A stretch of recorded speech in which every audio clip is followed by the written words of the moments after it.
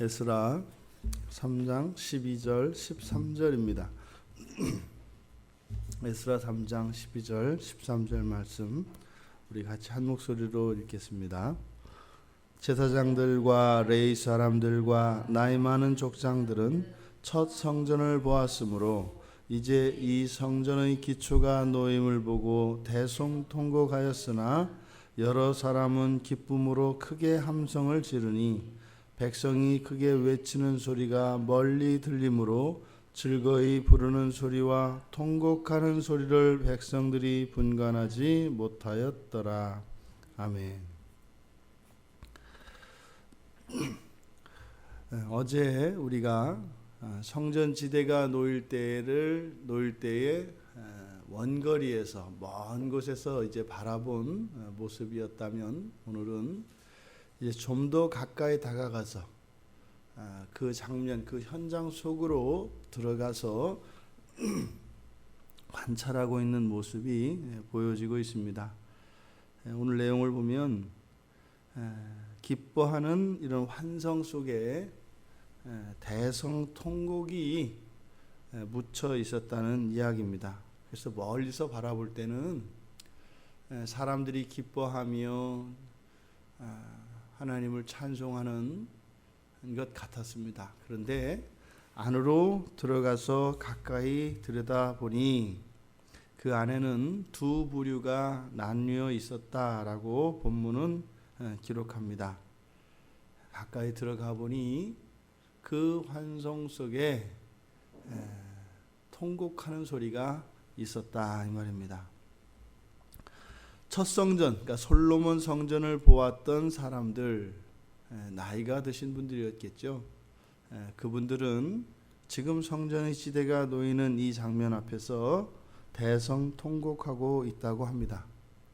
그러니까 이것은 하나님의, 그러니까 솔로몬 성전을 원성전이라 한다면 지금 세워지는 이 스룹바벨 성전은 제2성전이며 그것의 모형이라고 할 수가 있습니다. 온전히 그것을 지을 수가 없는 거죠. 그러니까 하나님의 영광을 친히 본 사람들은 이 세상에 세워진 교회의 모습, 그리고 이 땅 가운데서 경험하는 이런 것에 결코 만족할 수가 없습니다. 그때 만족할 수 없다라는 것은 거짓되고 잘못된 것만을 이야기하는 것이 아니라 부족을 깨닫는다 이 말입니다.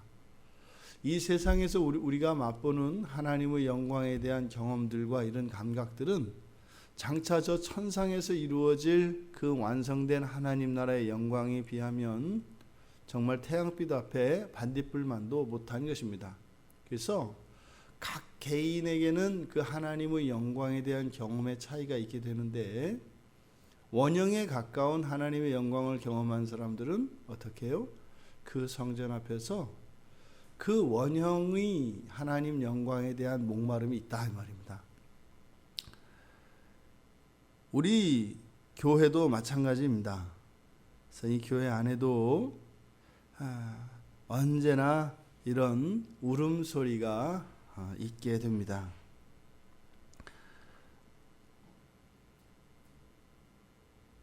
이 대성통곡을 하는 사람들의 그 대성통곡하는 사람들과 대비되어져서 여러 사람들의 반응은 기쁨으로 함성을 지른다고 이야기를 합니다.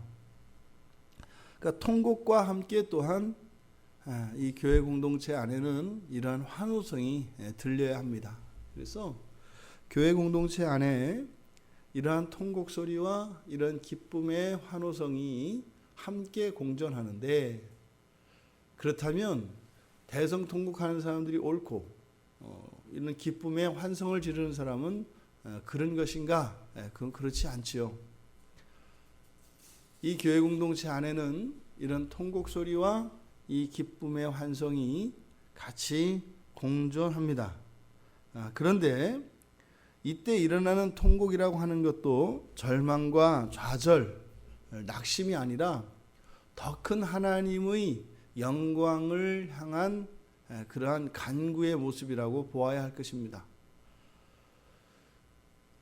우리가 이렇게 가만히 생각을 해보면 지상에 있는 그 어떤 교회도 부족하거나 모자란 부분, 심지어는 잘못된 부분이 없는 교회가 없습니다. 분명히 그런 요소들은 다 있습니다. 근데 그것이 현재 부족과 잘못되어진 부분들이 우리들에게 아픔이 되어지고 울음이 됩니다. 실제로 오늘날 뿐만 아니라 지금까지 한국에 있었던 모든 교회 안에는 지금 이곳 성전지대가 놓여지는 이 현장에서 있었던 그런 통곡 소리가 들렸을 것이라고 생각을 합니다. 그런데 오늘날 그것이 유난히 더 큰 것이면은 틀림없는 것 같습니다. 오늘 본문에서 보여지는 것처럼 전체적으로는 기쁨의 환호성이 더 커야 합니다. 더 많아야 하고 그 소리가 커야 한다 이 말입니다. 그런데 그 안에는 이러한 통곡 소리가 섞여 있어야 한다는 것을 우리에게 교훈합니다. 지금 여기서 지르는 그 기쁨의 환성이라고 하는 것은 예수를 처음 믿고요, 첫 회심을 경험하며 구원의 확신을 가지고 정말 이 세상에 더 이상 아무것도 필요 없는, 정말 예수를 만나서 생전 처음 맛보게 되는 이러한 기쁨의 소리들, 그러니까 새신자들 그리고 회심하는 일들, 이런 일들이 교회에서 더 많이 일어나야 합니다. 그것이 훨씬 더 많은 부분을 차지해야죠. 그래서 교회를 밖에서 바라보았을 때는 기쁘고 감격스럽고 행복한 그런 공동체로 보여지는 것이 옳습니다. 그런데 그 교회 공동체 안으로 들어가게 되면 그러한 단계, 처음에 예수를 만났을 때 즐겁고 행복하고 감사하고 감격하던 그 단계를 뛰어넘어서 교회의 바른 방향성과 교회의 건강성을 위하여 중심추의 역할을 하는 사람들이 있어야 합니다. 그것이 여기서 말하는 과거 옛 성전의 영광을 보았던 사람들, 더 높은 차원의 하나님의 영광을 경험한 사람들이 있어서 현재에 만족할 수 없고 저 영원한 천상이 이 땅 가운데 이루어지기까지 끊임없이 기도하며 분투하며 치열하게 몸부림하는 이런 통곡의 주인공들, 신앙의 모범이 되어지는 이런 사람들이 교회 공동체 안에 있어야 하는 것입니다. 이 둘 가운데 무엇 하나가 빠져도 그것은 건강한 교회라고 할 수 없을 것입니다. 겉에서 봐도 칙칙하고 안에서 들어가도 칙칙하고 이러한 기쁨의 환성이 안 들린다 이겁니다. 이것도 잘못되어진 겁니다.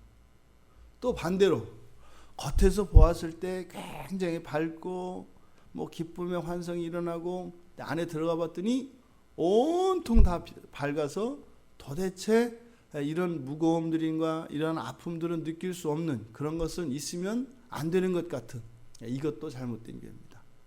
지금 제가 말씀드린 교회들은 주로 이단들입니다. 경건주의로 너무 사람들을 옥죄어서 어둡게 만들어버리거나 또 그저 자기 자신이 구원의 확신만 가지면 하나님도 어쩌지 못하는 것으로 알아서 붕붕 떠다니는 양극단의 모습이죠. 그러니까 지금 여기에서 보여주는 이 모습은 바로 오늘날, 아니 예수님께서 재림하시기 전까지 이 지상에 있게 되는 교회의 건강한 모습이 무엇인지를 우리에게 보여주고 있는 것 같습니다. 수적으로나 양적으로 많아야 합니다. 기쁨이 말이죠. 그래서 늘 우리가 예수 믿고 나면 그러잖아요. 속았다. 저는 그랬어요. 예수를 딱 믿고 나면 모든 게 다 끝난 줄 알았어요. 이게 지금 앞에서 나오는 많은 사람들, 이 여러 사람들이 기쁨으로 함성을 지르는 요 장면이죠. 그런데 신앙 속으로 들어와 보면 울음에 참여하게 된다는 것을 알게 됩니다. 이제는 그 하나님의 영광을 본 사람들은 분별력이 생깁니다. 영적인 감각들이 생깁니다. 내 안에 구원의 기쁨이 있고 확신이 있고 감사가 넘치고 감격스럽지만 그 하나님의 영광과 현실 사이에서 오는 이 괴리감으로 인하여 이제 마음이 아파지기 시작합니다. 이제 사명자의 삶을 살아가게 되는 것이죠. 이것이 바른 교회의 모습입니다. 우리 교회 안에 이런 끊임없는 회심으로 인하여서 정말 예수 그리스도를 통하여 하나님의 영광을 보고 지금까지는 경험하지 못했던 그런 구원의 기쁨과 감격으로 인한 환호성이 들려지기를 원합니다.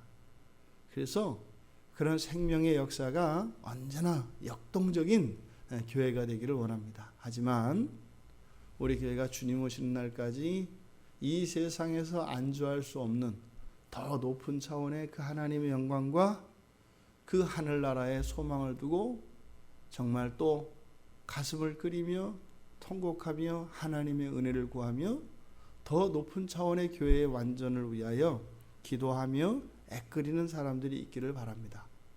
그래서 이것이 균형을 잃지 않고 조화를 이루며 주님 오시는 날까지 끝까지 승리하는 우리 평촌 광야교회가 되기를 주님의 이름으로 축원드립니다.